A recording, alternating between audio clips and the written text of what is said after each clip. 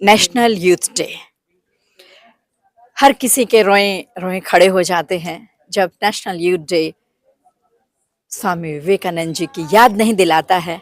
वो हमारे भीतर बस रहा होता है और एक जीता जागता ऐसा उदाहरण हमारे बीच में आज इस नेशनल यूथ डे के दौरान है, जिससे कि मैं अपने आप को बहुत सौभाग्यशाली मानती हूँ। ज़्यादा देर ना करते हुए मैं स्वागत करना चाहूँगी honourable doctor Deepa Malik ma'am का। दीपा मलिक, आपका बहुत बहुत स्वागत है हमारे न्यूज़ चैनल में। हमारे व्यूवर आपको हमेशा से पसंद करते हैं और बहुत सारी वीडियोस आप हमें ऑलरेडी दे चुके हैं, और आज इस प्रोग्राम में आपका यहाँ आना, और एक युवा यहाँ ऐसा नहीं था जिसकी आंखें नम ना हुई हों आपके जज्बे के सामने। तो वो जज्बा दर्शकों को भी थोड़ा सा आप बताइए। सौभाग्यशाली हूँ कि इतने बड़े नेशनल आइकॉन स्वामी विवेकानंदा जी, जो कितने दशकों से भारतवर्ष को सही दिशा, सनातन की दिशा, सेल्फ बिलीव की दिशा, देशभक्ति की दिशा, आत्मा को, अपने आप को पहचानने की दिशा और एक अच्छे भारतीय बनने की, और सबसे बड़ा योगदान जो बच्चियों की पढ़ाई के लिए उन्होंने जो प्रयत्न रखे हैं, जो अपने भारत को विश्व पटल पे जब उन्होंने एक भारतीय होना और भारत का महत्व होना जो उन्होंने उस समय समझाया जब हम गुलामी की बेड़ियों में जड़े थे, तो ऐसी देशभक्ति की भावना देने वाले गुरु के जन्म दिवस पे युवाओं के बीच मुझे आपने यहाँ निमंत्रित किया। मैं बहुत बहुत स्वामी जी की शुक्रगुजार हूँ। Gurugram institute of values of Swami Vivekananda की मैं बहुत बड़ी शुक्रगुजार हूँ कि ऐसा वैल्यू सिस्टम युवाओं को दिया जा रहा है। और अपनी जीवनी से अगर एक भी युवा को मैं इंस्पायर कर पाऊँ देश के लिए कुछ कर गुजरने के लिए, या एक ऐसा भारतीय बनना जिसने कुछ ना कुछ एक छोटा सा बीड़ा उठाया है कि मैं अपने तिरंगे को, मैं अपने भारत को, या मैं अपने भारतीय समाज में कुछ एक अच्छा कार्य करने की इच्छा रखूं, और उससे भी बड़ी बात कि मैं अपनी सोच को सकारात्मक रखूं, पॉजिटिव रखूं, क्योंकि परिस्थितियां कभी भी आपके नियंत्रण में नहीं है। जैसे स्वामी विवेकानंद जी ने कहा कि आपके थॉट्स, आपके विचार, वो आप कंट्रोल कर सकते हो, और उसको कंट्रोल करने के लिए आपको अपने अंदर झांकना होगा। तो लगता है कि बहुत धन्यवाद अपने गुरुओं का, माता पिता का, जिन्होंने एक ऐसा स्वभाव दिया जिसने शायद इस वैल्यू सिस्टम को अप्रिशिएट किया, इस वैल्यू सिस्टम को केवल पढ़ा नहीं बट जीवंत अपने जीवन में ढाला, और उसका नतीजा है। और यही मैं अपने युवाओं को कहना चाहती हूँ कि अगर आप मेरे जीवन में देखें कि बीमारी आई, लकवा हुआ, बेटी को भी बीमारी आई, उसे भी लकवा हुआ, लेकिन और बड़ी 40 साल की उम्र में खेलना शुरू किया और फिर गिव अप नहीं किया, लगातार खेलते रहे, देश को हर मेडल लाके दिया जिसके लिए घंटों तपस्या करनी पड़ी, और 53 साल की उम्र में पढ़ाई करी दोबारा, क्योंकि मेरे को जिम्मेदारी दी गई गवर्नेंस की, पैरालंपिक कमेटी फेडरेशन की, इंटरनेशनल बोर्ड्स की, educational institute and sports university के बोर्ड में जब आपको मेंबर बनाया जाता है तो आपको उस सब्जेक्ट की नॉलेज होना बहुत ज़रूरी है। तो जो लगातार पढ़ाई करना और वैल्यू एडिशन पढ़ाई करने की जो प्रेरणा, क्योंकि there are many books as Vivekananda says, you have to select the acquiring of knowledge which you can put in practical use to give back to society.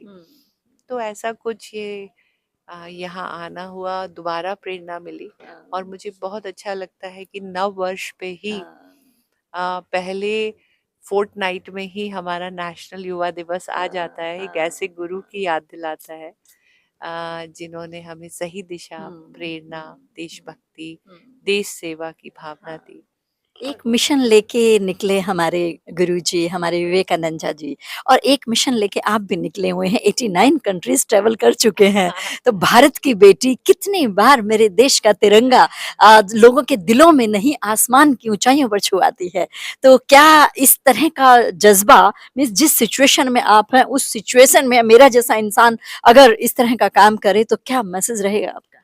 Message एक ही रहेगा कि सोच को पॉजिटिव रखिए और एक ऐसा भारतीय बनिए जो अपने भारत के लिए कुछ तो कर पाए। हाँ, मैं खड़ी नहीं हो सकती जब हाँ, राष्ट्रगान बजता है, हाँ, हाँ, ना जब तिरंगा ऊपर जाता है, लेकिन मुझे लगता है कि कार्य ऐसे करे कि हाँ, 140 करोड़ भारतीय खड़े होते उस दिन हैं खड़े होते हैं। और प्रधानमंत्री स्वयं आपकी पीठ थपथपाते हैं, तो बहुत अच्छा लगता है कि अ, जीवन व्यर्थ भी जा सकता था। एक ही जीवन है, उसे ज़रूर त्योहार के रूप से मनाएं और वही है कि you are nothing but a product of your thoughts. जैसी अब सोच माइंड मत वैसे कीजिएगा, जी अभी जब आप नीचे उतर रहे थे तो मैंने देखा कि आप इसको टाइट बंद जी करें इसको। जी तो मतलब कि आपके जो तो मेरी चेस्ट बिलो पैरालिसिस है, तो बॉडी पे कंट्रोल नहीं है और क्योंकि मसल कंट्रोल नहीं है, तो बैलेंस को मेंटेन करने के लिए, और मुझे स्पास्टिक पैरालिसिस है जिसमें पैरों में झंझनाहट होती है।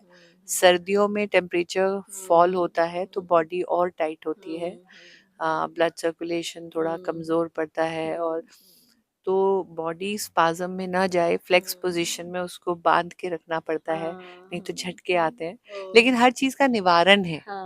अगर आपको मलमूत्र की शक्ति नहीं है तो आप बॉडी मैनेजमेंट सीखते हो। अगर आपको क्या खाना है, क्या न्यूट्रिशन लेना है। मुझे 26 साल हो गए। मैं जब इस व्हील चेयर पे बैठी थी तो लोग मुझे व्हील चेयर बाउंड कहते थे और मैं कहती थी कि पहियों से तो मुझे मोबिलिटी मिलती है। और कभी ऐसा होता है कि मुझे लोग उठा के रखते हैं तो भी मैं ये कहती हूँ कि इसे तो मैं राजयोग समझती हूँ। कौन किसको उठाता है आज के ज़माने में, मुझे तो लोग उठाते हैं, हाथों पे उठाए घूमते हैं। तो सोच का नतीजा, या तो मैं अपने अंदर हीन भावना भर लूँ, उदास रहूँ और व्यर्थ अपना जीवन कर दूँ। लेकिन आज मेरे को इतनी खुशी है कि मैं 2 बेटियों को बड़ा कर पाई, उन्हें एक रिस्पॉन्सिबल सिटीज़न बना पाई। बड़ी बेटी तो अपनी दिव्यांगता से निकल कर देश के लिए खेली और आज बहुत सारे दिव्यांग बच्चों की प्रेरणा भी है और उनकी सहायता भी कर रही हैं अपने एनजीओ द्वारा। अपने देश की मिट्टी का खेल है पैरा कबड्डी, उसको भी उठा रही हैं क्योंकि पैरा कबड्डी पैरालंपिक स्पोर्ट्स के तहत नहीं आता, लेकिन अपनी माटी का तो खेल है, अपने भारत का खेल है जो दिव्यांग व्यक्ति खेलना चाहते हैं। तो अभी जनवरी में ही हमने as a celebration of Swami Vivekananda and youth, हमने उनके ऑनर में पैरा कबड्डी नेशनल्स विशाखापट्टनम में इस बार है। लगभग 20 स्टेट खेलने आ रहे हैं। तो कुछ ना कुछ प्रयत्न इस जीवन से, एक नया गोल हमेशा, और गोल ऐसा जिसमें आप दूसरों के जीवन को छू रहे हो। अब हम पैरा कबड्डी खिलाएंगे तो कम से कम 400 दिव्यांगजन आएंगे, प्रेरणा लेकर जाएंगे, एक दूसरे से मिलेंगे, दोस्त बनाएंगे और अपने आगे का और एक्सपोजर होगा।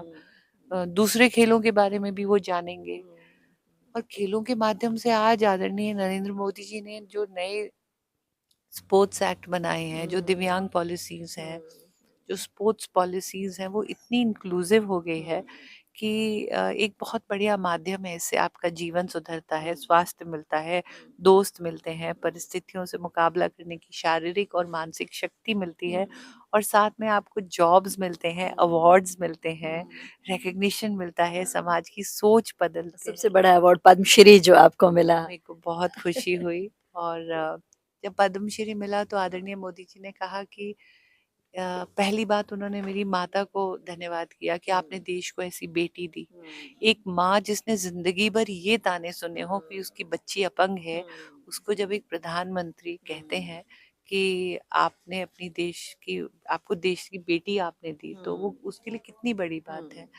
और उन्होंने कहा कि ये बदलाव लाने के लिए समाज में तुम्हें पद्मश्री दिया जा रहा है। मुझे लगता है कि कहीं ना कहीं स्वामी विवेकानंदा जी के रास्ते दिखाए पे चले हैं तो इतना शाबाशी पीठ पर मिली है और शक्ति मिली है। यानी कि आपकी विल पावर ने व्हील चेयर को बहुत डाउन कर दिया है। या मैं यूं कहूँ कि उसमें पंख लगा के आसमान में उड़ा दिया है। Thank you very much ma'am हमारे साथ जुड़ने के लिए। आप ऐसे ही आगे युवाओं की प्रेरणा स्रोत बनते रहें, हमारी शुभकामनाएं आपके साथ है। Thank you very much.